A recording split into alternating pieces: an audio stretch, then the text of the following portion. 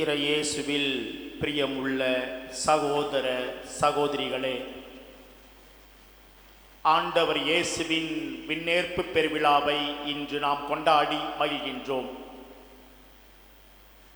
வானத்திலிருந்து மழை பூமியை வந்தடைந்து இந்த பூமியில் உள்ள அனைத்து உயிரினங்களுக்கும் செழிப்பை கொடுத்துவிட்டு அது நதியில் கலந்து நதி கடலை நோக்கி பயணம் செய்து அந்த கடலிலே இரண்டர கலந்து சூரிய வெப்பத்தால் ஆவியாகி அந்த தண்ணீர் எங்கிருந்து வந்ததோ அந்த வானத்திற்கே ஆகாயத்திற்கே செல்கிறது. இதைப் போல விண்ணகத்திலிருந்து வந்த ஆண்டவர் இயேசு கிறிஸ்து அருள்மழையாக இந்த பூமிக்கு வந்து இந்த பூமியில் உள்ள அனைத்து மக்களையும் அருள் வாழ்விலும் பொருள் வாழ்விலும் செழிக்கச் செய்து இறுதியாக எங்கிருந்து வந்தாரோ அந்த விண்ணகத்தை நோக்கி தந்தையை நோக்கி திரும்பச் செல்வதுதான் இந்த ஆண்டவரின் விண்ணேற்பு பெருவிழா. ஆண்டவர் இயேசு உயிர்ப்பிற்கு பிறகு சீடர்களுக்கு பலவற்றை கற்பித்து 40வது நாள் விண்ணகத்திற்கு ஏறி சென்றார். விவிலியத்திலே இந்த 40 என்ற எண் மிகவும் முக்கியத்துவம் வாய்ந்தது. 40 என்பது நாட்களாக இருக்கலாம் அல்லது ஆண்டுகளாக இருக்கலாம். இது விவிலியத்தில் மிகவும் முக்கியத்துவம் வாய்ந்தது. இயேசுவின் விண்ணேற்றத்தோடு தொடர்புடையது. பழைய ஏற்பாட்டிலே பார்க்கின்றோம், நோவா வெள்ளப்பெருக்கு 40 நாட்கள் வெள்ளப்பெருக்கு ஏற்பட்டு அங்கே பாவம் செய்த மனிதர்கள் அழிக்கப்படுகிறார்கள். இவ்வாறு பாவத்தை அழித்து தூய்மை வாழ்வுக்கு கடவுள் மக்களை அழைக்கிறார். அவ்வாறு தூய வாழ்வுக்கு நாம் செல்லும் போது விண்ணகத்தை அடைகிறோம். இயேசு எவ்வாறு விண்ணகத்திற்கு ஏறி சென்றாரோ அந்த விண்ணகத்தை பரிசாக பெறுகிறோம். இரண்டாவதாக, எகிப்திலே அந்த இஸ்ராயல் மக்கள் பார்வோனின் அடிமைத்தனத்திலே அவர்கள் வாழ்கிறார்கள். அந்த எகிப்திலிருந்து விடுதலை பெற்ற அந்த மக்கள் 40 ஆண்டுகள் பயணம் செய்து பாலும் தேனும் கிடைக்கக்கூடிய கானான் தேசத்தை அடைகிறார்கள்.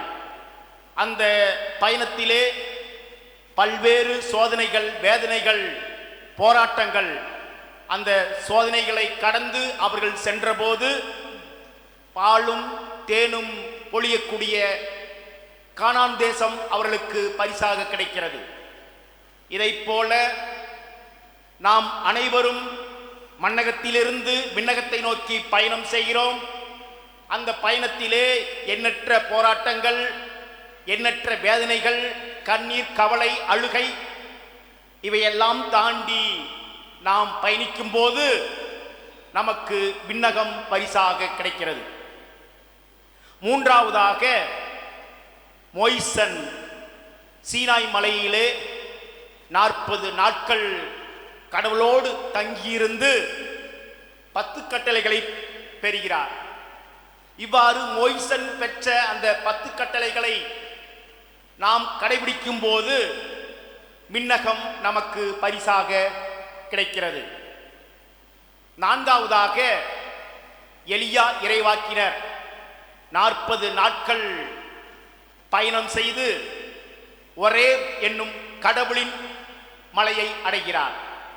நாமும் நம்முடைய வாழ்க்கையில் இறைவனை பின்பற்றி பயணம் செய்யும் போது அந்த எலியா எவ்வாறு கடவுளின் மலையை அடைந்தாரோ அதை போல நாமும் நம்முடைய இறப்பிற்கு பிறகு விண்ணகம் என்னும் கடவுளின் மலையை அடைகிறோம். புதிய ஏற்பாட்டிலே பார்க்கிறோம், இயேசு 40 நாள் பாலைவனத்திலே சோதிக்கப்பட்டார். அவர் உடல் தூய்மையும் உள்ள தூய்மையும் பெறுவதற்காக அந்த பாலைவனத்திலே அவர் நோன்பிருக்கிறார். இதைப் போல நம்முடைய வாழ்க்கையில் நமக்கு குறிப்பாக தவக்காலத்தில் 40 நாட்கள் கொடுக்கப்பட்டிருக்கின்றன. அந்த 40 நாட்களில் நாம் உடலை வருத்தி உள்ள தூய்மை பெறுகின்ற போது விண்ணகம் நமக்கு பரிசாக கிடைக்கிறது. அடுத்ததாக 40 என்ற எண் இன்றைய விழாவிலே இன்றைய வாசகங்களில் பார்க்கிறோம். இயேசு தன்னுடைய உயிர்ப்பிற்கு பிறகு சீடர்களோடு இருக்கும்போது அவர் ஒரு மலையிலிருந்து விண்ணகத்தை நோக்கி அவர் ஏறிச் செல்லுகிறார். இவ்வாறு விவிலியத்திலே 40 என்ற எண் முக்கியத்துவம் பெறுகிறது. விவிலியத்தில் பார்க்கின்றோம், தன்னுடைய உடலோடும் ஆன்மாவோடும் விண்ணகத்திற்கு எடுத்துக்கொள்ளப்பட்ட மனிதர்கள் சிலர். பழைய ஏற்பாட்டில் யாரெல்லாம் விண்ணகத்திற்கு உடலோடும் ஆன்மாவோடும் எடுத்துக்கொள்ளப்பட்டவர்கள் சொல்லுங்க? எலியா, ஏனோக், இவர்கள் இருவரும் உடலோடும் ஆன்மாவோடும் விண்ணகத்திற்கு எடுத்துக்கொள்ளப்பட்டார்கள். இதற்கான விவிலிய சான்றுகளை நாம் விவிலியத்திலிருந்து பெறுகிறோம். புதிய ஏற்பாட்டிலே இயேசு ஆண்டவர் 40வது நாள் இறப்பிற்கு உயிர்ப்பிற்கு பிறகு 40வது நாள் உடலோடும் ஆன்மாவோடும் விண்ணகத்திற்கு எடுத்துக்கொள்ளப்பட்டார். அதற்கான விவிலிய சான்றுகள் இருக்கின்றன. இன்னொரு மனிதர் விண்ணகத்திற்கு உடலோடும் ஆன்மாவோடும் எடுத்துக்கொள்ளப்பட்டார். அதற்கான விவிலிய சான்றுகள் இல்லை. ஆனால் கிறிஸ்துவ மரபிலே நாம் பார்க்கிறோம். அந்த மனிதர் யார் என்றால் அன்னை மரியாள். அன்னை மரியாள் இறந்த பிறகு உடலோடும் ஆன்மாவோடும் விண்ணகத்திற்கு எடுத்துக்கொள்ளப்பட்டார். இது கிறிஸ்துவ மரபு. விவிலியத்திலே இதற்கான சான்றுகள் ஆதாரங்கள் இல்லை. இந்த எலியா, ஏனோக்கு, அன்னை மரியாள் இவர்கள் விண்ணகத்திற்கு எடுத்துக்கொள்ளப்பட்ட விதமும் இயேசு கிறிஸ்து விண்ணகத்திற்கு ஏறிச் சென்ற விதமும் வித்தியாசமானது. அவர்கள் மூவரும் தன்னுடைய சொந்த வல்லமையால் அல்ல, கடவுளின் வல்லமையால் உடலோடும் ஆன்மாவோடும் விண்ணகத்திற்கு எடுத்துக்கொள்ளப்பட்டார்கள். கடவுளின் ஆற்றலோடு, வல்லமையோடு, கிருபையோடு, அருள் துணையோடு அவர்கள் விண்ணகத்திற்கு எடுத்துக்கொள்ளப்பட்டார்கள். ஆனால் இயேசு கிறிஸ்து தன்னுடைய சொந்த அதிகாரத்தால், சொந்த வல்லமையால், இயேசு கிறிஸ்து மூவுலக அரசர், முக்கால அரசர், இவ்வாறு அரசராக இருந்த அவர் தன்னுடைய சொந்த வல்லமையால் விண்ணகத்திற்கு ஏறிச் சென்று இறைவனின் வலது பக்கத்திலே வீற்றிருக்கிறார். நமக்கு தீர்ப்பு வழங்க இறுதி நாளில் வருவார் என்று நாம் விசுவாச பிரமாணத்திலே அறிக்கையிடுகின்றோம். இந்த இயேசுவின் விண்ணேற்ற பெருவிழா நமக்கு உணர்த்துவது என்ன? திருக்குறள் ஒன்று சொல்லுகிறது, வையத்துள் வாழ்வாங்கு வாழ்பவன் வானுரையும் தெய்வத்துள் வைக்கப்படும். இந்த உலகத்திலே சிறந்த வாழ்க்கை யாரெல்லாம் வாழ்கின்றார்களோ அவர்கள் இறப்பிற்கு பிறகு இறைவனோடு இணைக்கப்படுவார்கள். இயேசு கிறிஸ்து இந்த உலகத்திலே வாழ்வாங்கு வாழ்ந்தார், சிறந்த வாழ்க்கை வாழ்ந்தார். கடவுளுக்கு ஏற்ற, மக்களுக்கு ஏற்ற நல்ல வாழ்க்கை வாழ்ந்தார். எனவே இறப்பிற்கு பிறகு உயிர்த்தெழுந்து அவர் விண்ணகத்திற்கு ஏறிச் சென்று இறைவனோடு, இறைவனுக்கு இணையாக இருக்கிறார். நம்முடைய வாழ்க்கையிலே யாரெல்லாம் சிறந்த வாழ்க்கை வாழ்கின்றார்களோ அவர்கள் அனைவரும் இறப்பிற்கு பிறகு விண்ணகத்திற்கு சென்று இறைவனோடு இணைக்கப்படுவார்கள். அத்தகைய பாடத்தை கொடுப்பதுதான் இயேசுவின் விண்ணேற்ற பெருவிழா. இரண்டாவதாக, நாம் எப்போதும் கடவுளின் கரங்களை பற்றி கொள்ள வேண்டும்.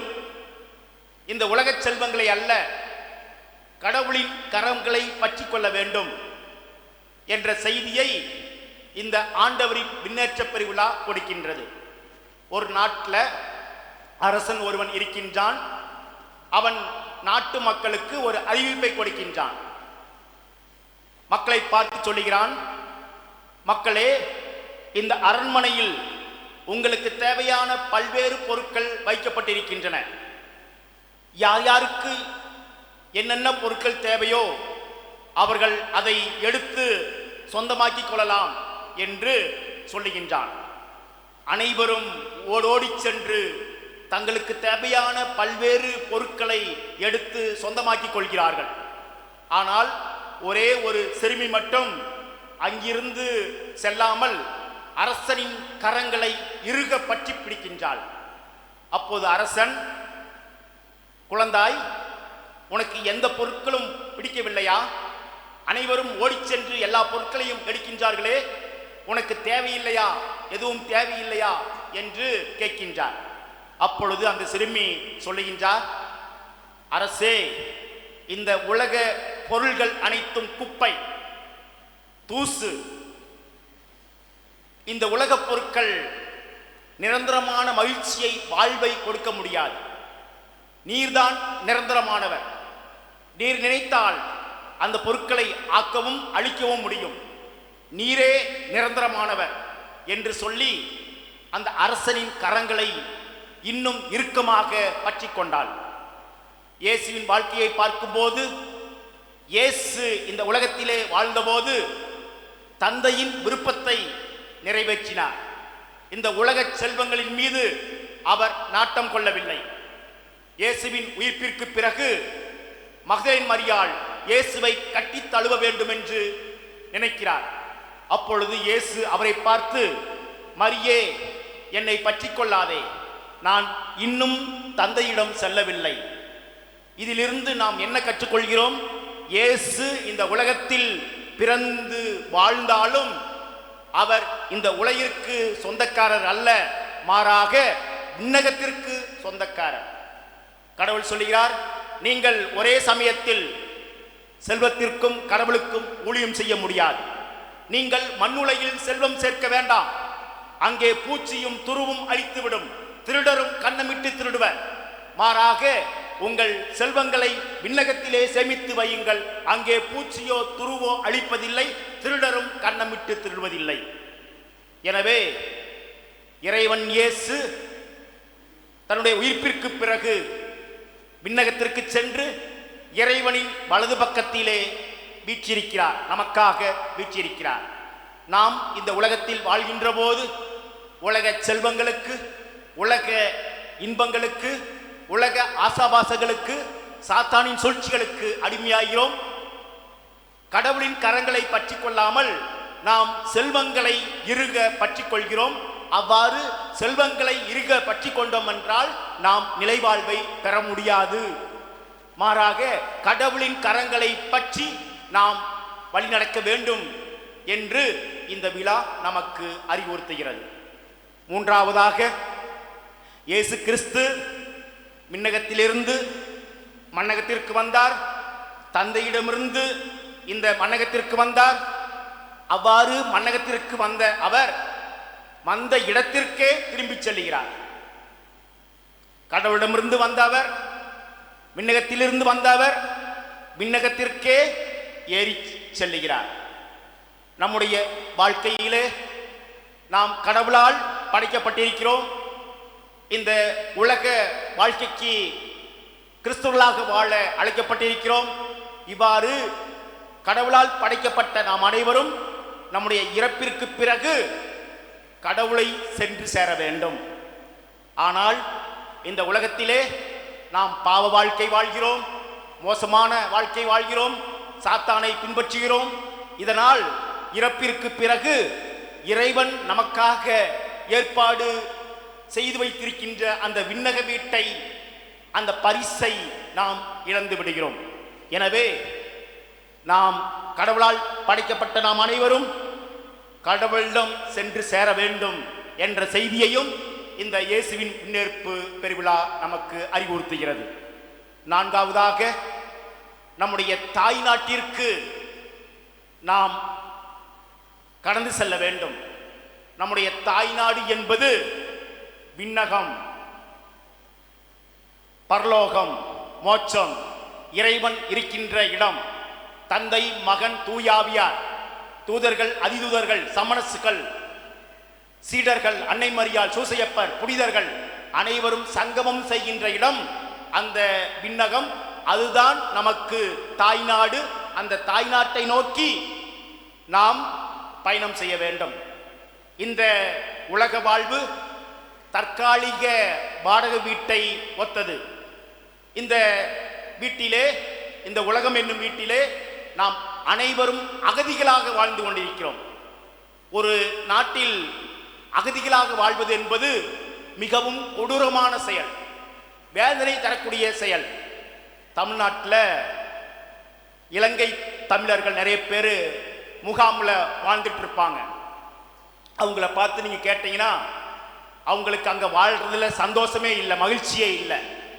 அவங்க சொல்லுவாங்க, நாங்கள் இங்கே அடிமையாக உரிமை இழந்த வாழ்வு வாழ்ந்து கொண்டிருக்கிறோம். என்றாவது ஒரு நாள் நாங்கள் எங்கள் தாய் நாட்டிற்கு, இலங்கை மண்ணிற்கு செல்ல வேண்டும். நான் பிறந்த வாழ்ந்த அந்த மண்ணை முத்தமிட வேண்டும், உரிமை வாழ்வு வாழ வேண்டும், அதுதான் சிறந்த வாழ்க்கை என்று சொல்லுவார்கள். எனவே அகதிகளாக வாழ்வது மகிழ்ச்சியான வாழ்வு அல்ல, கவலை, வேதனை நிறைந்த வாழ்வு. இந்த உலகத்திலே நாம் அகதிகளாக வாழ்ந்து கொண்டிருக்கிறோம். இது நமக்கு தாய்நாடு அல்ல, மாறாக நம்முடைய தாய்நாடு விண்ணகத்தில் இருக்கிறது. அந்த விண்ணகத்தை நோக்கி நாம் அனைவரும் பயணிக்க கற்றுக்கொள்ள வேண்டும். இறை இயேசுவில் பிரியமுள்ள சகோதர சகோதரிகளே, இயேசுவின் முன்னேற்பு பெருவிழாவை கொண்டாடுகின்ற நாம் அனைவரும் இயேசு அந்த விண்ணகத்திற்கு உடலோடும் ஆன்மாவோடும் ஏறி செல்வதற்கு தகுந்தவாறு இந்த உலகத்திலே தூய வாழ்க்கை வாழ்ந்தாரோ, எப்படி இறைவனின் திட்டத்தை நிறைவேற்றினாரோ, அதை போல நாமும் தூய வாழ்க்கை வாழ்ந்து இறைவனின் திட்டத்தை முழுமையாக நிறைவேற்றி நம்முடைய இறப்பிற்கு பிறகு இறைவன் தருகின்ற அந்த விண்ணகத்தை பரிசாக பெற முயல்வோம். அதற்காக அருள் வேண்டி இந்த திருப்பலியில் மன்றாடுவோம். ஆமென்.